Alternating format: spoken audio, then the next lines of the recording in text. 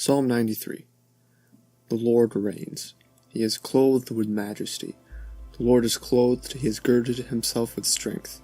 Indeed, the world is firmly established, it will not be moved. Your throne is established from of old, you are from everlasting.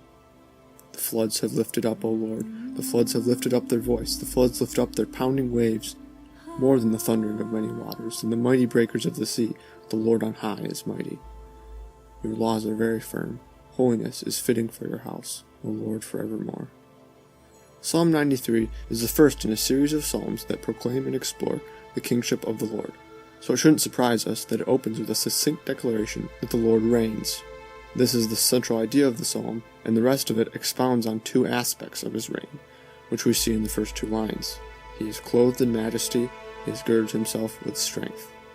After this two-line introduction, the psalm is broken up into three parts, which we can distinguish using these aspects of majesty and strength. 3 lines about God's majesty, 6 lines about God's strength, then 3 more lines about his majesty. Let's start by looking at the parts about his majesty.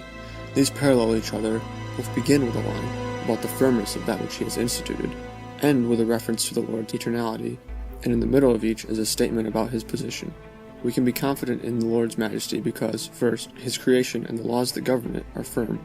Second, his position is pure and enduring, and third, he himself is eternal. So it's all well and good to talk about how everlasting and firm God and his kingdom are. But what good is a reign of majesty when you don't have the strength to back it up? This brings us to the middle part, where the psalmist uses vivid water imagery to reinforce in the minds of his readers the surmounting strength of the Lord. But to really understand this bit of poetry, we've got to realize the significance of water in the mind of a Jewish reader. Today we have high-tech boats and submarines with compasses and radar, and even a lot of the nations around ancient Israel had some decent maritime developments. But to the Israelites, water was the epitome of chaos and disaster.